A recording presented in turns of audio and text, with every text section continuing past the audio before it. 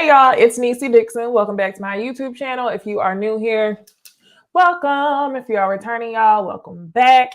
Man, I am laughing at myself, okay? For those of y'all, hey Chris. For those of y'all who know, yeah, it was kind of a confusing set of events, but yesterday, okay, let me start over. Let me start here. Let me take a sip of my drink, okay? Okay. So, y'all know I usually review these shows on Sunday brunch at Necey's, right? But this week I wasn't intending on reviewing it on Sunday because in a perfect world, what I would have done is I would have went live talking about the shows on OWN, and then I would have premiered an interview with Destiny. However, some dates and times got mixed up, but it's all good, y'all, because tonight, for those of you who are members, paid members of my channel, Bondi, Jaylee, or Jamie's channel, we have we're gonna send out a special link like probably an hour before the show starts so you can watch it live tonight. If you are not a paid member, you can watch the interview tomorrow, Tuesday, at 7 p.m. Central Standard Time. That's what I use on my channel. So I was confused because I got ready to go live to review these shows. And I did like an entire intro and nobody came on. It was like 0 people the whole time. And I was like, damn, like, don't nobody want to talk today at all because I missed it on Sunday. But come to find out, I was using the link to a private video. So I'm glad y'all still fooled me because for a second, I didn't think y'all really fooled me. I was like, what's going on? Stephanie, Sierra, Berta, Lily, Summer, and Stony. Hey, y'all. So today, we're going to get into our own reviews. Thank the Lord. Thank the Lord. Ready to Love is over. At least all the boring parts. Now we are going to get into the reunion next week. But for this review, we're going to talk about the final episodes. It's decision day. We also going to talk about the guys meeting the families of the women. So yeah, let's get into that. But I really don't want to hold y'all on that. I always say that. I always get on here saying to y'all, I ain't gonna hold y'all talking about one show. And then I end up doing a full 30-minute review on it.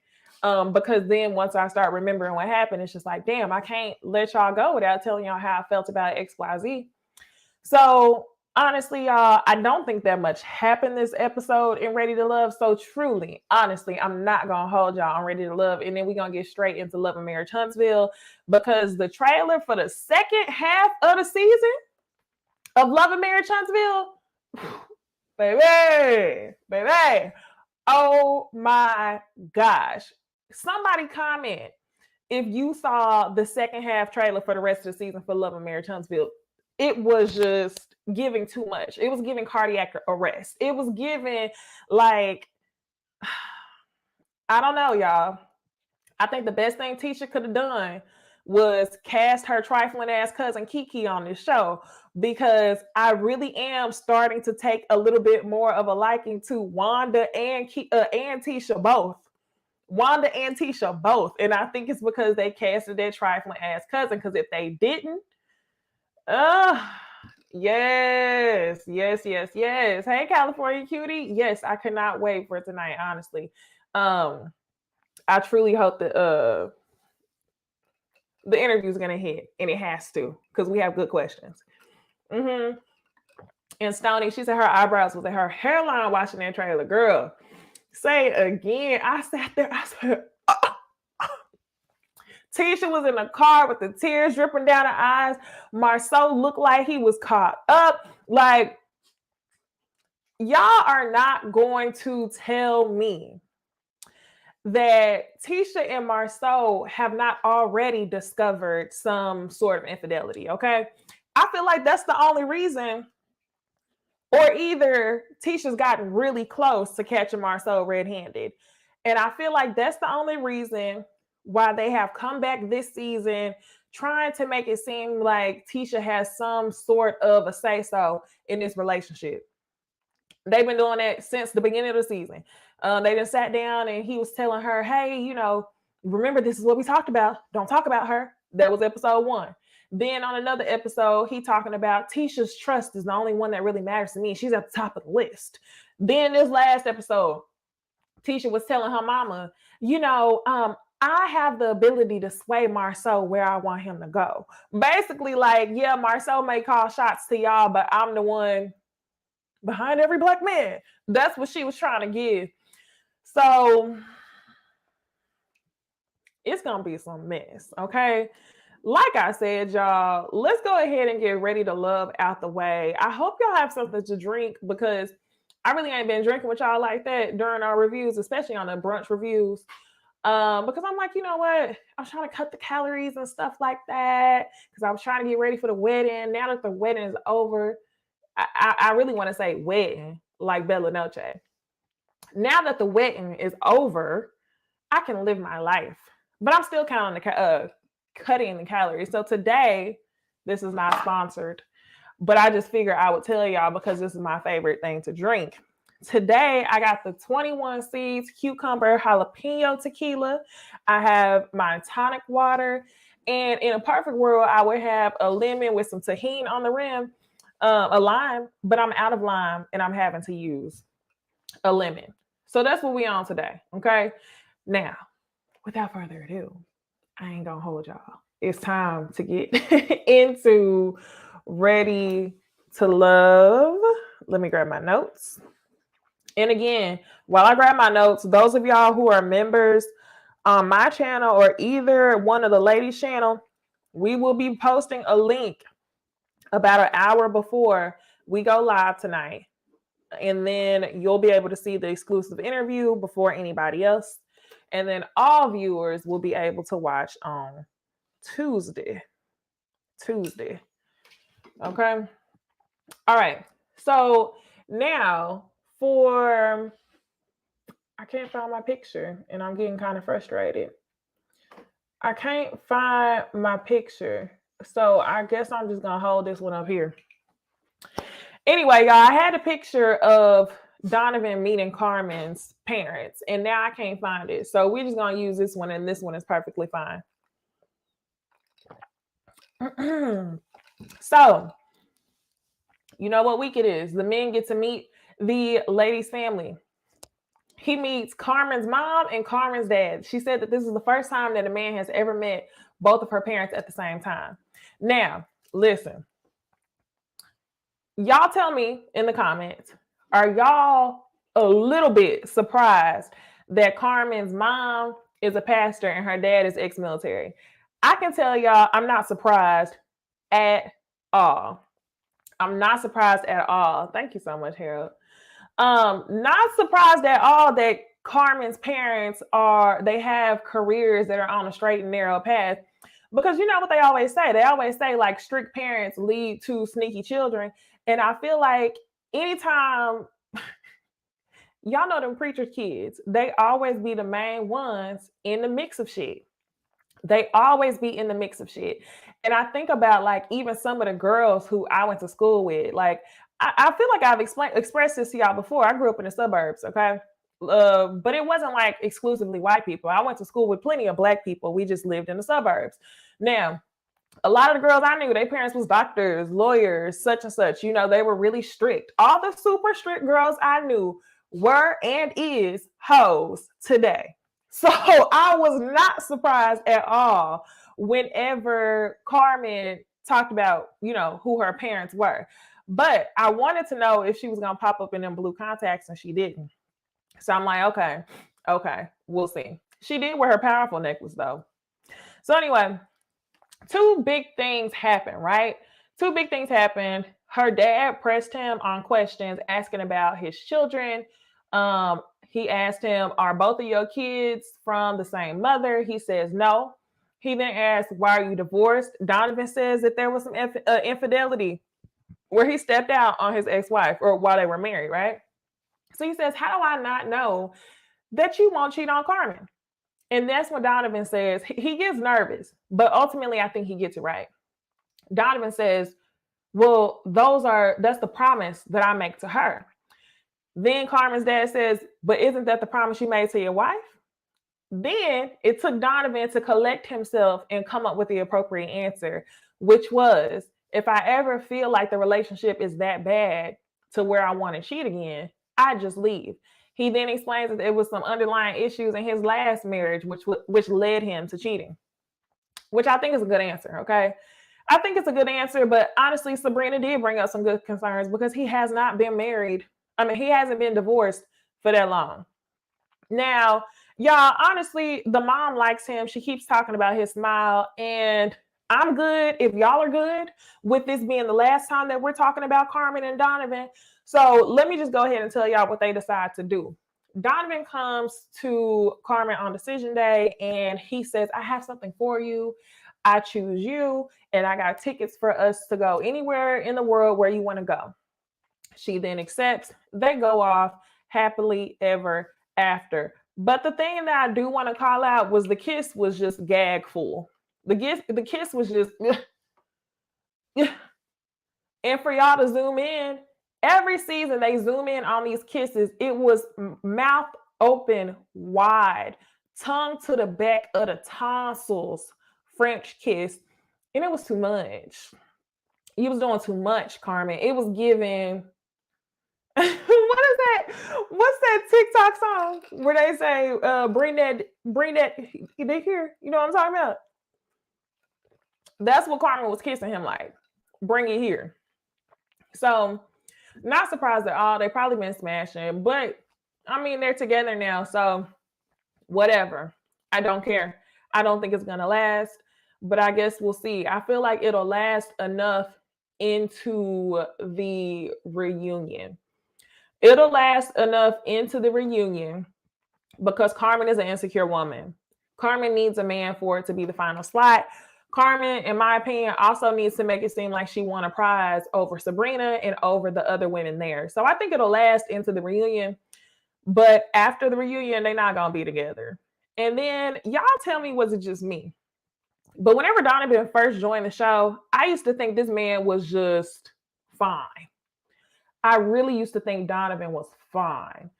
And then whenever I saw him this episode, I was kind of like, you know what? You and Carmen do go together. You are Carmen's speed. I spent this entire season acting like he could do much better than Carmen, which he could, but they're not too out of each other's league. They neck and neck because I seen him in this decision day conversation, and I was just like, it ain't giving what it was giving in the beginning. Now that you attracted to Carmen, it ain't giving like that no more. And Jay, girl, I have to agree with you. Like Sabrina said, they have an attraction and not a connection. Facts. Because even then, I'm glad you said that, Jay, because whenever Carmen explained what she loved about Donovan, she was like, you're so handsome and you're so sexy. She didn't say nothing about this man's personality. She didn't say you make me laugh. She didn't say you take lead. She didn't say you a man of God. She didn't say you give me butterflies. She said you handsome and you sexy. So I wish them the best. If y'all like it, I love it, but it ain't gonna last too much longer. So now, y'all, I think we should talk about Paul and DaKia. So for Paul and DaKia, I am so glad that they ended the way that they did. In California, Cutie girl, you right. I was done with Donovan a while back. Right. Yes. But physically, I thought he still had it till I seen him this episode, and I was like, nah. Okay. So DaKia and Paul, I think they're good people. I just don't think that they should have to choose each other. But as long as DaKia stayed on this show, everybody wanted Sabrina to go home. In all actuality, DaKia should have went home a long ass time ago. When she sent Eric home, she should have went home. It ain't no way you could tell me that you literally thought that there was an opportunity to be with Clifton the way that you did. I'm sure that Clifton made it seem like the door was open, but just because somebody says that 2 + 2 = 5, you know damn well it equals 4. So I felt like that's what we were seeing. Now that she spent the last couple episodes with Paul, I think Paul keeps gassing up what an amazing woman she is. He's resume reading just as she's resume reading. One of the things I found interesting whenever he met DaKia's mom was that her mom was saying, we want grandbabies, like she was trying to press kids. And then her brother asked a question. What was the question he asked? And it made me think like, yes, mom asked about grandkids. I don't remember what the brother said, but they asked something about that. And I was like, don't y'all know damn well she had ovarian cancer? And she said that she probably will not be able to have children. So to me, it just felt like an interesting thing to press on. However, Paul already has 2 grown kids that are 27, so he wasn't too pressed on it. They just laughed it off. Once Paul goes home, she then tells her brother and her mom that he's a good man, but she doesn't know. She really doesn't know. And at that moment in time, I was like, DaKia, if I hear you come on this episode one more time, on this show one more time and say, I don't know, go home, go home, go home, go home, go home. You might want to pack your bags. Okay. So ultimately, I love that Paul didn't get played because I was afraid that he would. Paul also, always talked to the amazing woman that DaKia was, but they just didn't have the chemistry. Just because she's good on paper don't really mean that she's your person. And I think that's something that the both of y'all knew. So Paul ultimately ends up saying that he chooses himself. DaKia, she's in agreement. Yes, yes, yes, I agree. Yes. But the main difference was that Paul was interested in exploring the relationship beyond the show without commitment. DaKia, she ended her journey by saying, I know my person's out there. So DaKia, if it was as dry cut as you knew Paul was not your person, this is the difference. I feel like Paul felt like DaKia could be his person in the right timing. DaKia, you knew Paul was not your person. You knew it. So I just want to know why you didn't leave earlier. And I hope that that's something that they touch on when it gets down to the reunion. Okay. And then finally, we're going to talk about Clifton and Joy meeting up with her sister. I'm so tired of them and these high school sexual jokes. It's already like, do whatever you want whenever y'all are joking with each other. Y'all are kikiing alone, making jokes between the two of you. That's what she said. How deep? Those type of jokes. But if I'm meeting my sister's man for the first time, I don't want to hear you joking about, ooh, that voice. Ooh, yeah, you tell me what to do. I was like, so this what we doing? Y'all gonna do that in front of her sister? I don't even know all that. Anyway, it didn't seem to be in poor taste when it came to her sister because obviously she knows how her sister is. They seem to be quite similar because she was able to joke too. Whenever he came to the table, she was like, you are beautiful. And she asked what togetherness looked like to Clifton. Obviously, Clifton is nervous about her going away to Mexico for work.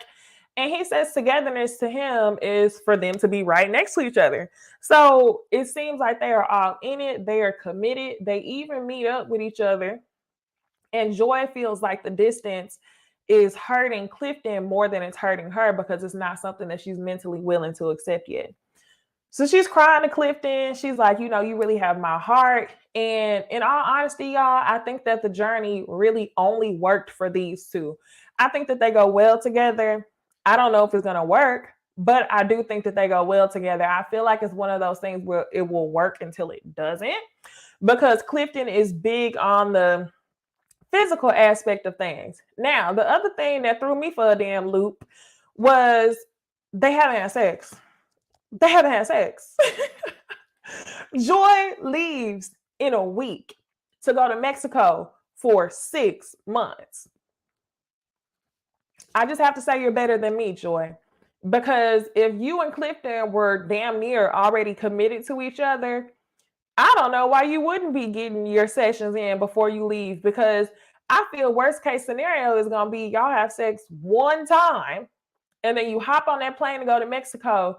And then Clifton is out here like a damn fiend for the next 6 months until you come back. So that threw me for a loop. I was like, y'all really wilding. So ultimately, y'all already know what it is. Clifton and Joy end up choosing each other, and Joy says that she's going to fight like hell to make sure that their relationship works. And if it doesn't work, it won't be to the fault of hers. It'll be to the fault of Clifton. So, what are y'all's thoughts? Look at y'all. Y'all killing me.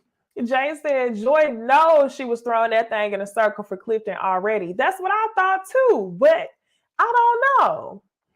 California Coolie said lies. They had sex the way she sat in his lap in the jacuzzi. That's what I thought. But I thought that Joy said clear as day on one of the episodes that they had not been physical. Whenever they were on the cabin trip, I thought she made it clear that they had not been physical. So that's why I had to say, like, you better than me, because y'all was doing a whole lot, and that was basically your man. And if you knew you weren't gonna have nothing for 6 months, then you should have been making sure you got all that you could get instead of just doing it one time. But whatever. When it's time for the reunion, y'all, from the clips, I was rather annoyed because, okay, I've explained to y'all before that I saw on social media that Joy and Carmen are actually friends in real life. Like, they called each other best friends on a particular post. So it looks like at the reunion, Joy is getting smart with Sabrina and getting real nice nasty. Like, oh, can I finish the sentence? Now, I haven't seen Joy get nasty with the other women this entire season. We've only seen that type of nasty, ugly behavior from Carmen. So I would hate to get to this reunion and see Joy and Carmen teaming up. I don't know why y'all care about Sabrina. I don't think Sabrina did anything to conflict with anybody else's interests. Joy, you were with Clifton the whole time, so you shouldn't have gave a fuck what nobody was doing because you was basically homeboys and everybody. And then when it comes to Carmen, yes, you had a mutual connection with Donovan, but girl, let's be real. Let's be real, Carmen. The only reason why you could probably be mad at Sabrina is because you were waiting in the damn outback for Donovan to choose you. That's the Donovan's fault, not Sabrina's. Donovan wasn't her priority. I could see if both you and Sabrina prioritized Donovan and you were nervous about he could potentially be choosing her. But the thing is, Donovan wasn't even her main focus. So it was just real hater girl energy. And I really hope that Sabrina comes with it for the reunion, telling everything that she needs to tell. Thank you, Jasmine Taylor, for becoming a member. You're going to be ready for that interview with Destiny tonight for the members. And then all viewers will be watching that tomorrow at 7. So look out for that link. I'll post it on my community wall. All right. So now that that's over with, y'all, really wasn't giving much of nothing. Nothing at all. Nothing. Okay? Absolutely. Absolutely, Naja. Ready to Love ended on a low note. Big low note. Big low note. Hey, Kia. It was not giving. Okay. So, y'all already know the drill. We are going to get into Love and Marriage Huntsville, but not before y'all go ahead and do me a favor and like the video.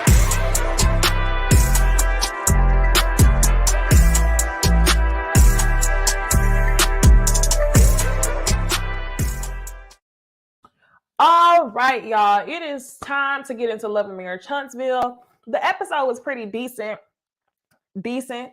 And I'm just shook, but for the part 2 trailer that's to come, because I think there's a week off of Love and Marriage Huntsville, and then after that, we'll come back to regular episodes for what's gonna seem to be a hot damn mess. If y'all weren't here at the beginning of the live, I was just telling everybody how the best thing that Tisha probably did was cast her trifling ass cousin, because it wasn't until this episode, or at least the past 2 episodes, that I've been starting to be like, you know what? I'm siding with Tisha on this one. Or you know what?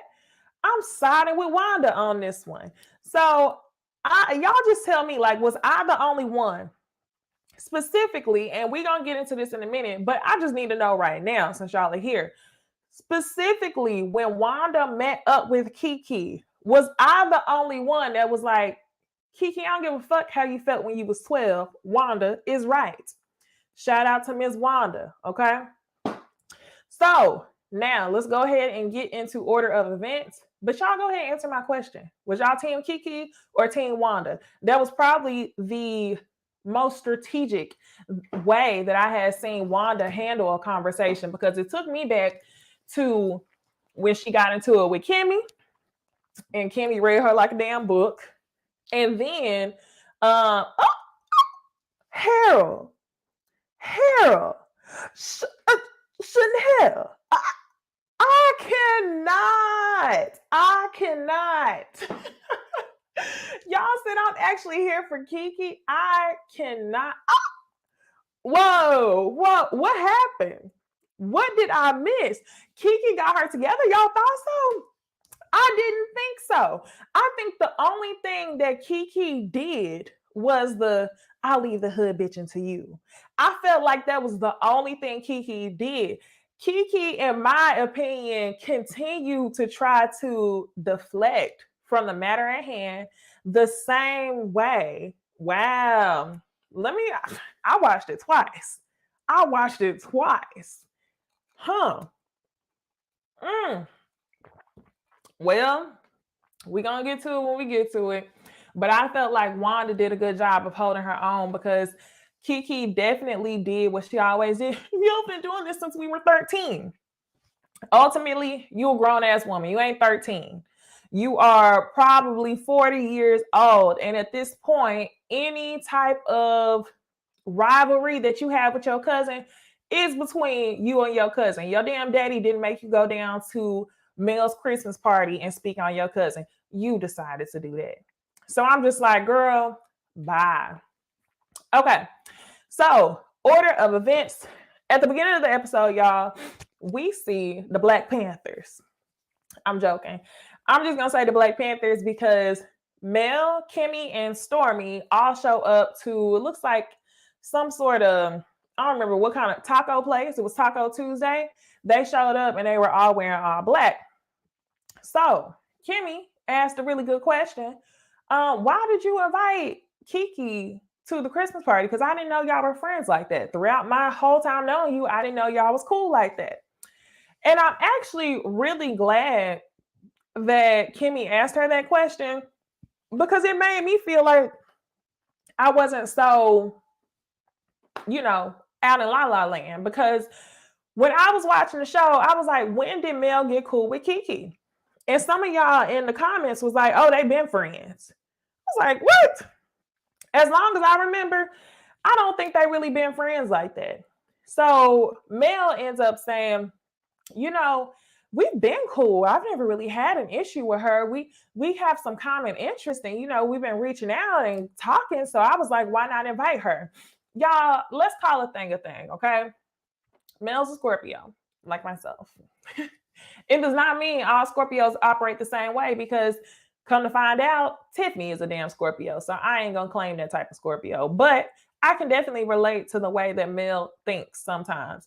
And let's be real. Mel, you knew that you were throwing Kiki the assist to help you out whenever you mentioned, well, I couldn't have been the first person that mentioned any of the rooms from Marcel. Girl, you knew that. You knew it was to your benefit to have Kiki at the house. I think Mel is also tired of being at the center of mess. So who's not, or who's better than Kiki to come over and actually talk about Tisha? So you don't have to look like you're talking about Tisha. So Kiki can be the one talking about her. And yes, Alana, we ain't seen Kiki at none of Mel's events. We haven't. So I was like, what is going on? Harold, I agree. Mel is getting in good with Kiki for mess purposes only. Kiki isn't even the type of chick that Mel would hang around, if you catch my drift. Period. Okay, I told y'all last episode Kiki was wearing the Reading Rainbow from the Rainbow Store sweater. She's not her speed. They don't hang around, right? So I'm not surprised. She used her strategically. Do what you got to do. It's a damn TV show. Anyway, Mel, Stormy, and Kimmy also end up talking about Destiny. Because what is an episode without seeing Mel talk about Destiny to people and Destiny talk about Mel, right? What's an episode? It's the new Mel Martell dynamic. And that's whenever Mel explains, yes, I have text messages of her lying. Obviously, she was saying things behind me, saying things behind my back. So she had to keep that same energy in public. I'm sorry. And in my opinion, I think you're exactly right, Mel. I told y'all this before. In my opinion, I feel like Mel started to switch up. Mel started to feel like there was, reasons not to trust Destiny. So she decided to limit Destiny's level of access in her life.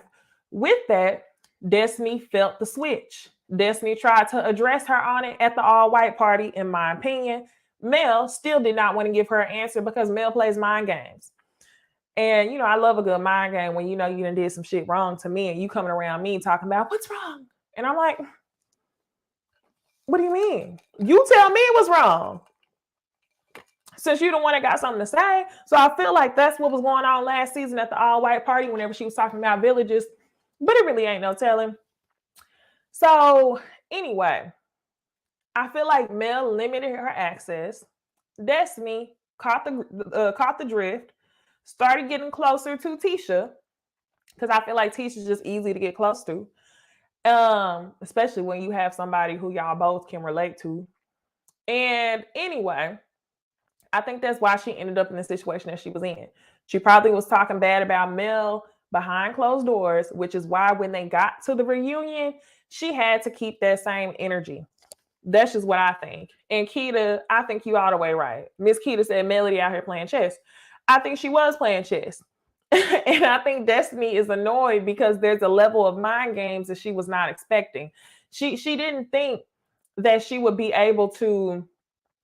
She didn't think that Mel was going to change her level of access. Okay. She went from a premium membership to a standard membership, not the standard where you pay your own $8.99, the standard where you calling your friends and saying, hey, I got kicked out the Netflix account. What's the password?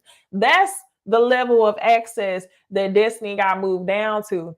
And I think she was just shook by it. But at the same time, nobody wanted to call a thing. Destiny couldn't have said, oh, I know you're upset because I did XYZ. She didn't want to do that because she would then be admitting some level of guilt.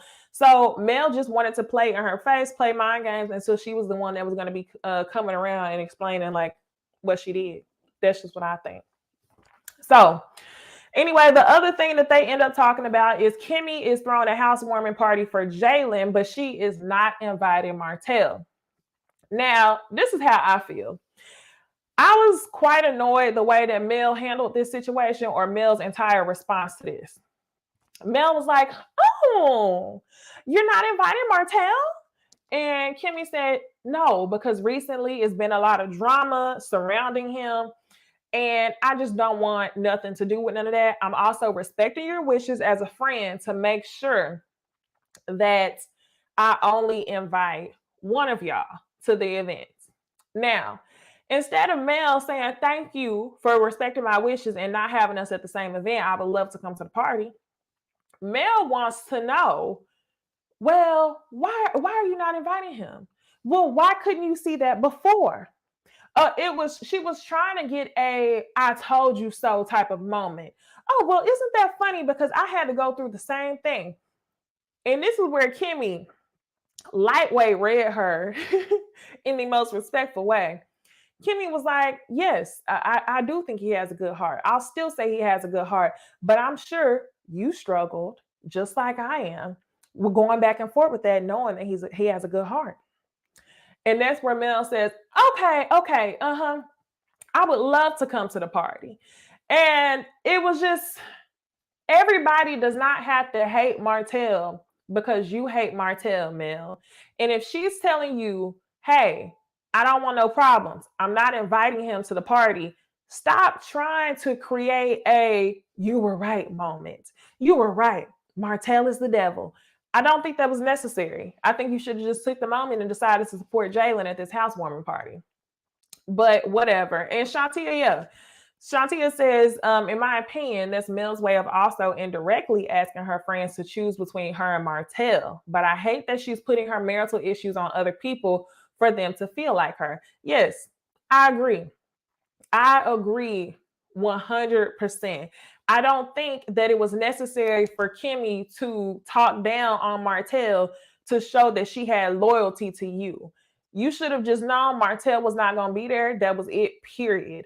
All of your friend group are friends that y'all made together or friends by way of Martell, if you want to be real.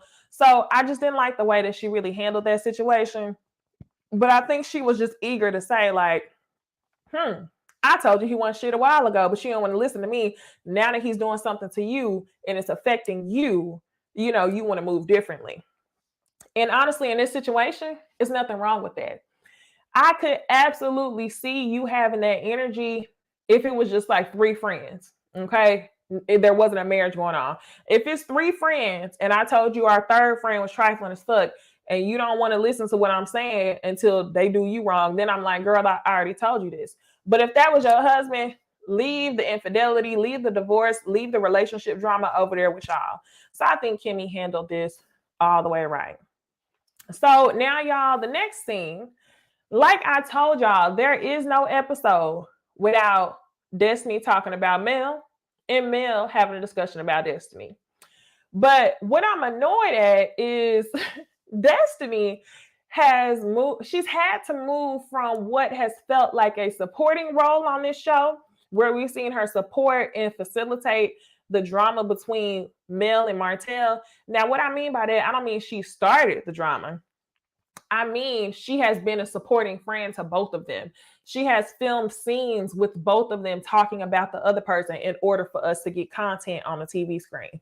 So she's gone from what's felt like a supporting character on the show to now, every time we see you, you've taken the seat of Martell. We saw Martell go from person to person to person last season talking about Mel. This season, we see Destiny going from person to person to person. Yes, a go-between. We've seen her go from person to person to person. And I'm just like, damn, Destiny, if you were willing to share more information about your life, every episode we wouldn't be talking about what you and Mel got going on. But now every single time we see you film, it's about Mel. And who better to talk about Mel to than Martell, because Martell's going to see your point of view. It was one thing that was starking in this conversation between Destiny and Martell, and the psychology in me just could not help but to dig and try to analyze, okay? I ain't no damn doctor, but I'm going to tell y'all what I thought from watching it. So anyway, Destiny definitely showed up to Martell's house. It was after dark, but I ain't really tripping like that. But it was really, they was setting him up for the okie doke, okay? Martell was setting his own self up for the okie doke, because when he walked in, whenever Destiny walked in his house, he says, dang, girl, you coming over here showing all that skin? And she didn't have nothing more than a sweater that had the cutout right here and some elbow.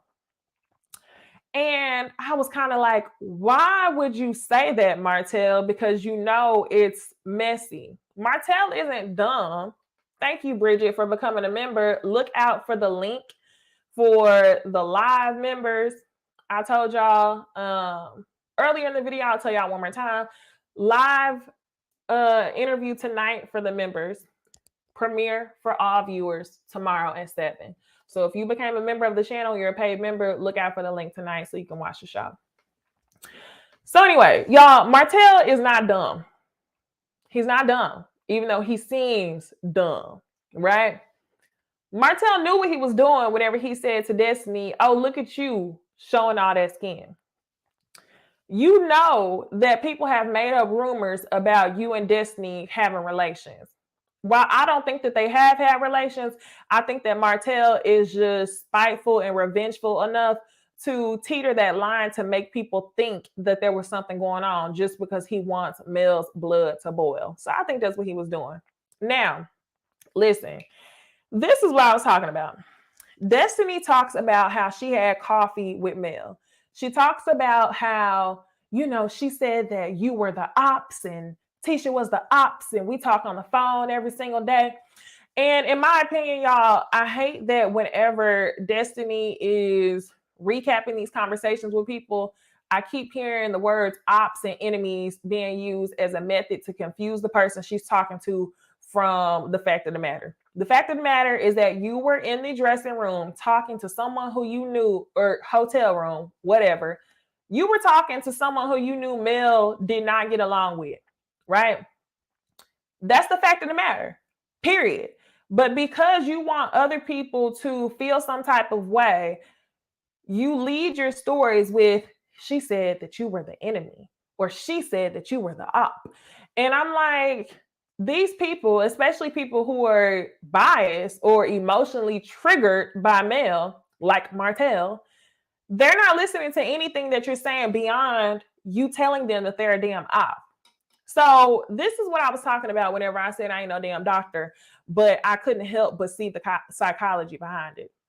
So after Destiny told Martell that he was an op, she also explained how Martell then says, well, it feels like she wants everyone to turn themselves against me. Mel has said the same about Martell. But listen, as Martell is sitting across from Destiny, he says, damn, I've been friends with Destiny longer than you.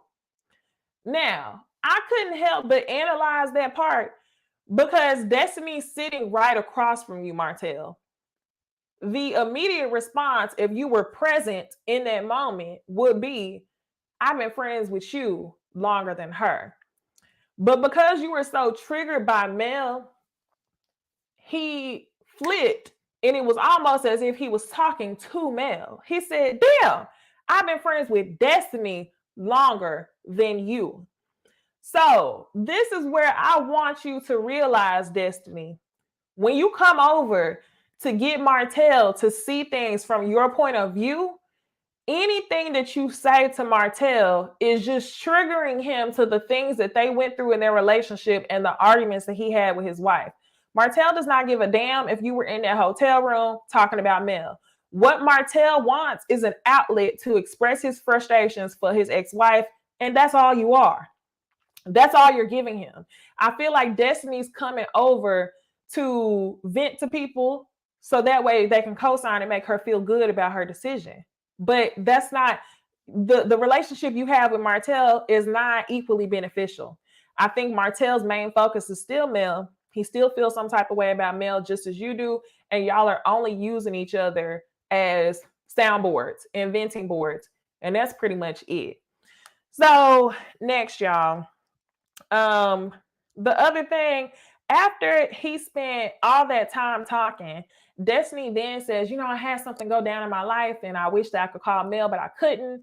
We really leaned on each other because we both went through a divorce. And I'm like, where was the leaning? Where was the leaning? Because we didn't know you went through no divorce until after you were already divorced. So how did y'all lean on each other? So after you come over, you trigger Martell by telling him he's an op, just as you tried to trigger Tisha by telling her she was an enemy, even though she thought they was cool. After all that goes down, you then say, well, I hope she gets better. I hope she learns that this isn't the way that you treat people. And then Martell ends the conversation with, I hope y'all can work it out. Where do you hope that they can work it out? Y'all just talked about fundamental reasons why y'all don't like Mel. It's never just talking about the situation at hand, okay? Destiny will come over, talk to Martell. Martell will say things that are fundamentally wrong with Mel. She's a mean girl. She turns people against you. Her head got big and now she does this. Things that are beyond the situation at hand. And then y'all will ultimately say, I hope that y'all find a way to work it out. That just sounds crazy to me. It really does.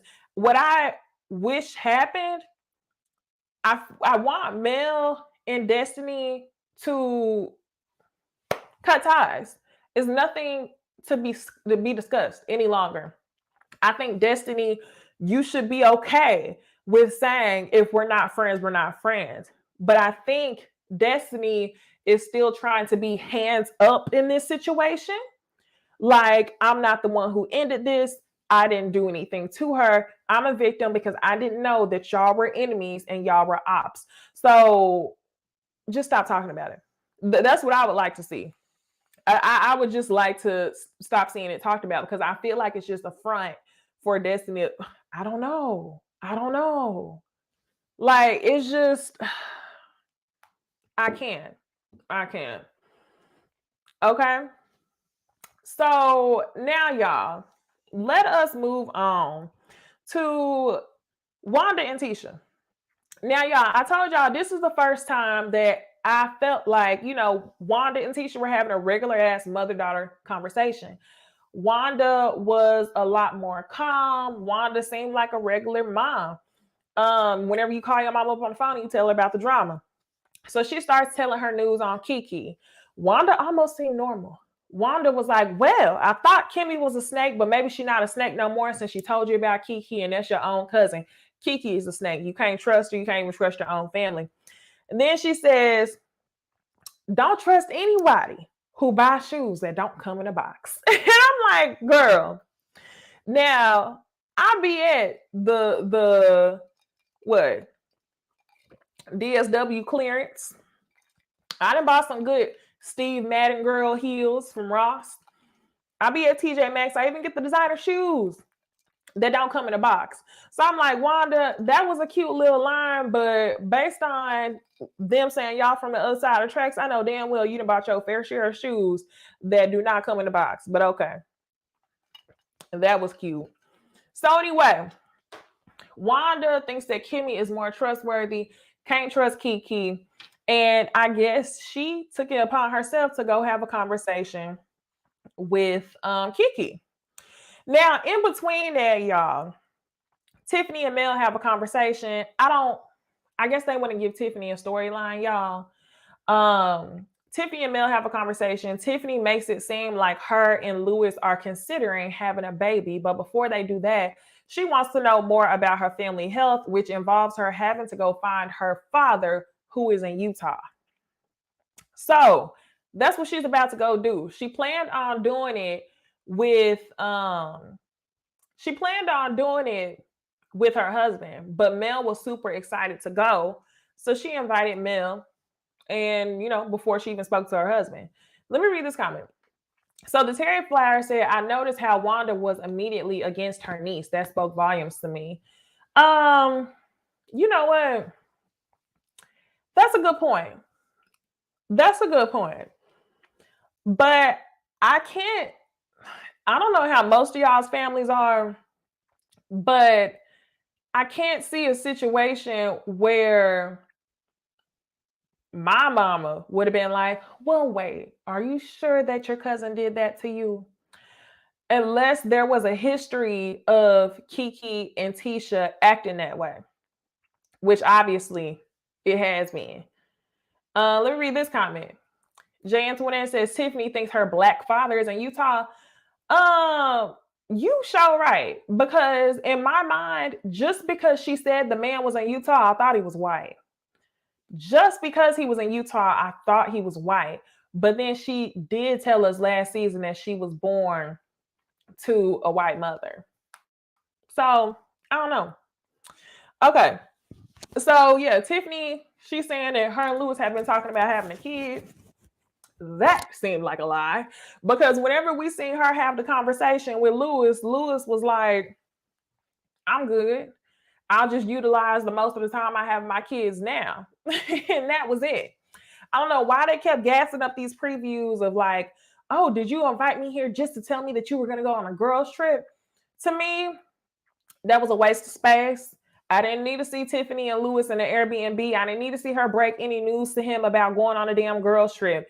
Tiffany, I think you're dead ass wrong. But at the same point in time, I don't think it's a big deal to tell your husband, hey, instead of you going, I'm bringing my friend. It's trifling, but I don't think that it should have been anything that was like, please, how do you feel?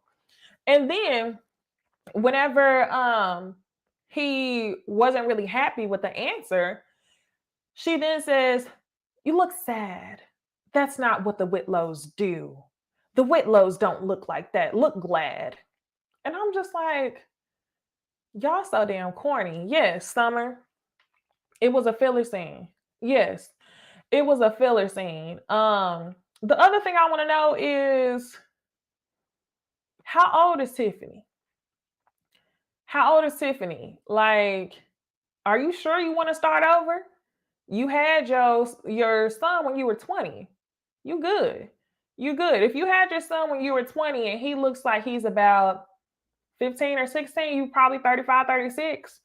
Are you sure you want to start over? I don't know. Oh, she 34. I seen different ages all over the internet. But anyway, that's all that I'm going to give Tiffany and Louis, because it definitely was a filler scene. But I am excited to see if she meets her father on TV, giving us a little bit of a, I think they did that on Married to Medicine. Somebody's father went missing and they went searching for him. That was real interesting, because I do love some true crime and mystery, because that's the Scorpio in me, like Mel says. But we ain't going to claim Tiffany. She ain't on my side of Scorpio. Okay. So finally, y'all, yes, this is the one. This is the one right here. Everybody had their chance to act on this episode. That's the one. Louis definitely was acting in that episode, in my opinion. Like, who cares? The only thing I do feel like he was being genuine about, he probably wanted to be a part of that journey with her just because her baby daddy was a part of the first journey. So that's another reason why I feel like you trifling for just not, giving him a heads up. You just gonna invite Mel because she's excited. But what that told me, y'all, was instead of Tiffany saw Mel's excitement to go help her find her father. Instead of Tiffany saying with her damn chest, "Me and my husband are going," her main priority was making Mel happy. Which is kind of why I was like, I guess it's easier for you to disappoint your husband than it is to disappoint Mel. That's what I was thinking. That's what I got of it. Thank you for the super chat. This cat rocks. She says Tisha's issue with Mel is her insecurity about being from the wrong side of the track, and Mel being the embodiment of who Tisha ultimately wants to be. I think so. And I also think that Mel's independence is what Tisha wished that she had. So I think she gets all these degrees and stuff to feel good about, being educated, being smart, but you still don't have the level of independence that a lot of women with no degrees have, because you allow your husband to basically run shit all the time. And now they're trying to change that narrative this season by adding little tidbits to make us believe that Tisha is really making decisions. Y'all have done that 3 episodes in a row. Even this episode, whenever Tisha was telling her mama, "Well, I have influence on Marcel's decisions." Girl, where, when, in what season? Both of y'all trying to come with that energy, and it's just like, I don't know. And then Time Up Love said, "So I'm confused. Is Tiffany's son's father not the ex who passed, who she cheated on?" It's not. It's not. Come to find out, that's what I'm saying. Like, we don't even know what the actual storyline is here. Her baby daddy was not her ex-husband. She had already had her son before she was married. That's why she was explaining to Mel on the couch a couple episodes back that the ex-husband who passed, loved her and her son unconditionally. That wasn't his son. But okay, we're gonna move on to the scene that actually mattered, which was Kiki and Wanda. And I have a differing opinion than a lot of y'all. And even so much so that I feel like I might be in error. I might have to go ahead and watch that episode back one more time, or at least that final scene. So Wanda pops up at Kiki's home. Kiki is like, "Oh, I'm so sorry. If I knew you were coming, I would have cleaned up. Would you like a glass of wine?" And she's drinking wine out of a plastic cup because she hasn't even unpacked her wine glasses yet. So, yeah. So anyway, Kiki makes a joke and she's like, you know what? I'm being real hood rich over here. And Wanda says, hood rich or hood bitch? And that's when Kiki caught it. Okay, I will give her that. She caught that one. But overall, I feel like her argument was not, it didn't hit anything for me. Kiki caught the shade and she said, no, I'll leave the hood bitch into you. And when she said that, I was like, not your auntie. You telling your auntie I'll leave the hood bitch into you? I said, girl, I cannot. So they start talking about her and Mel. Then Kiki says, oh, I didn't know. Not Kiki, sorry. Wanda said, I didn't know you and Mel were friends. And Kiki says, yes, we've been friends. That's whenever Wanda starts explaining to her, those are messy women's. Those are messy women's. They are snakes, and you are a part of the problem. Kiki then says, no, I'm not a part of the problem at all. I wouldn't want to hang around no messy bitches either, but I wasn't a part of the problem. They were just having a discussion. But instead of accepting responsibility for what she did, she then says, well, Tisha was talking about me. She didn't say a couple. She said Tisha was talking about me to Mel, telling my personal business. So that's whenever Wanda says, yeah, but that was her friend. Kiki says, well, that was mine. Now, I feel like Kiki and Tisha are literally the same person. This is where I will say, Wanda, just because Tisha and Mel are friends doesn't mean that she should have been telling Kiki's business. However, I loved whenever Wanda allowed Kiki to change the conversation. Kiki, instead of accepting blame for, yeah, I was over there talking shit about my cousin and Mel, Kiki all of a sudden said, well, she was talking about me. Wanda lets her talk for a little bit. And then Wanda says, how long ago was this? And she says, it was, I don't know, maybe 4 or 5 years ago. You knew damn well when it was. And I'm going to shout out my girl, Simply Sakina, because I was watching her review last week. She heard from somewhere else that allegedly the damn rumor was that Kiki had some bed bugs. I almost cussed. Kiki had some bed bugs. That's what she heard, allegedly. So if that was the personal business, you damn right I would have told Mel, if you was having something at your house, this girl got bed bugs, don't invite her to your house because she ain't coming to my house. Okay? So now, seriously though, thank you for the super chat. Seriously though says, I think Kiki's explanation of Wanda's competitiveness, especially around class, explains a lot of her and Tisha's behavior. Right. Okay. Yes, Quinita. She says Kiki is using the opportunity to air her grievances. Yes. This is where I felt like Kiki lost me. Because the point of the discussion was to talk about how you were talking about Tisha to Mel, right? But you don't want to take responsibility for what you did. So instead, you try to bring up something that happened 4 to 5 years ago, right? But then whenever Wanda says that that's dumb because you forgave her, and that's my opinion too. If you have forgiven Tisha for what she did 4 to 5 years ago, why are we still talking about it in 2022? So because that didn't work, then Kiki digs even further. Then she digs into childhood trauma. Then she digs into, I wasn't allowed to come around y'all because y'all was from the other side of the tracks and I was in the city housing. And when I got older, I reached out to y'all and, I always felt like there was some competitiveness. I believe her 100% because that's how people are. Literally, y'all, there could be an entire course on how racism and systemic things have affected Black families, right? I have seen it across the board in many families.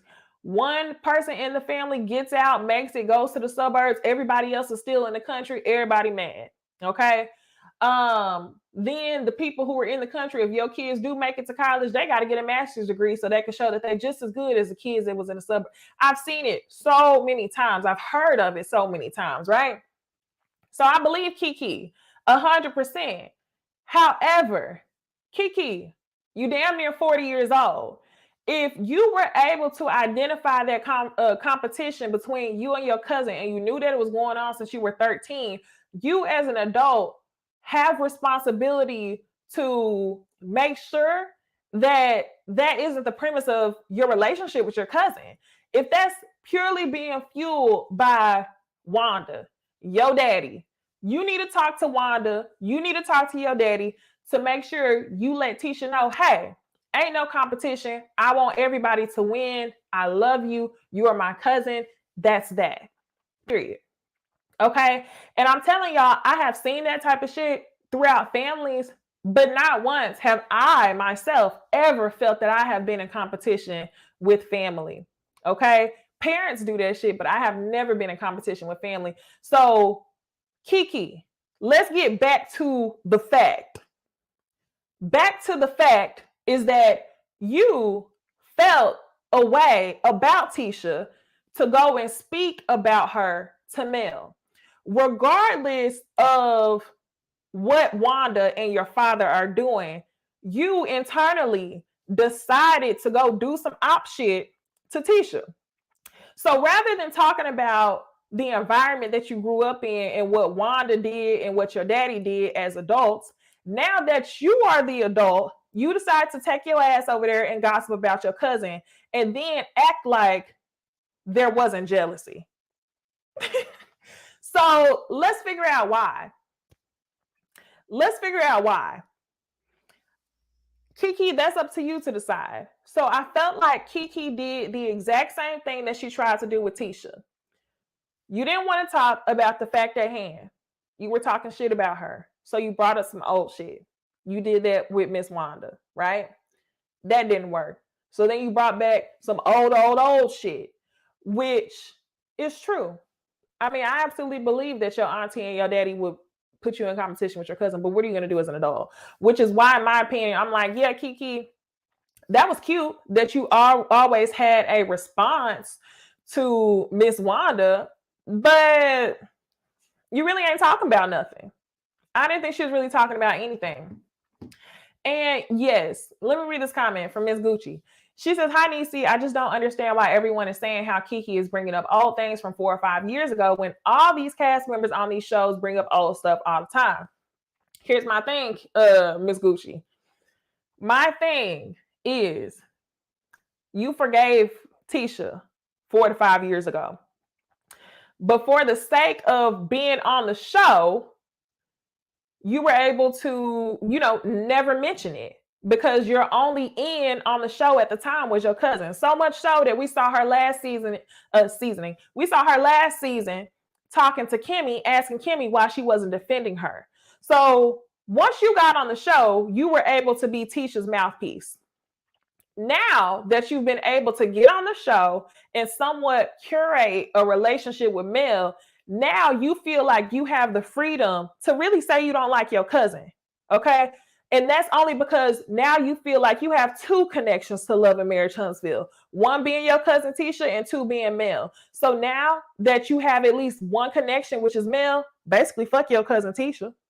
Which is why I feel like you can't bring up old stuff, Kiki. You're trifling. She was trying to get in where she fit in, and now that she has another connection to the show, she no longer needs Tisha. So 4 to 5 years ago, if that's something that y'all truly worked past, obviously to the point to where you were defending her, why are you bringing it up?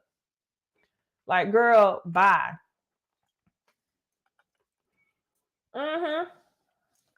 Wanda definitely was shading Kiki with the shoe comment. Yep, it is a pattern. It's the pattern between the two of them. And Harold, you said what exactly business was told? I have no idea. I was just saying how I heard that allegedly it was some bed bugs from my girl Simpsons Zakina video where she had heard from somebody else.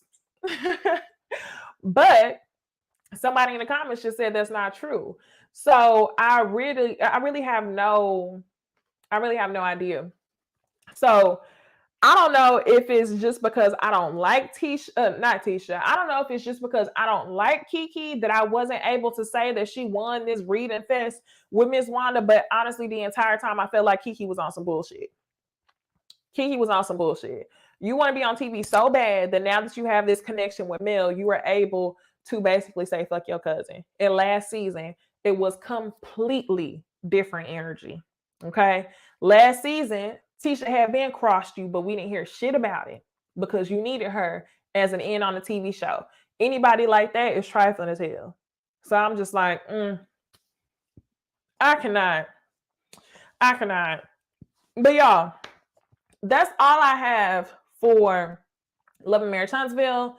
Again, I already told y'all, I announced this many times. We are interviewing Destiny from Love and Marriage Huntsville. Y'all go ahead and take a look at that video. If you are a member on my channel, you will have exclusive access to the interview tonight. If you are not a paid member on my channel, you can watch the interview tomorrow, okay? I always appreciate y'all coming on. I hope to see y'all Thursday. I did not review Married at First Sight last week because honestly, I'm tired of talking about the same thing. So I didn't review Married at First Sight last week. But hopefully it's hidden this week and I can come to y'all with another 11 month, blah, blah, blah, blah, blah, blah. It's time for me to log off. My words are combining. It's time for me to log off, okay? Hope y'all like the video. Be sure to like, comment, share, subscribe. Share this video with other people who watch our shows. And I will see y'all in the next video.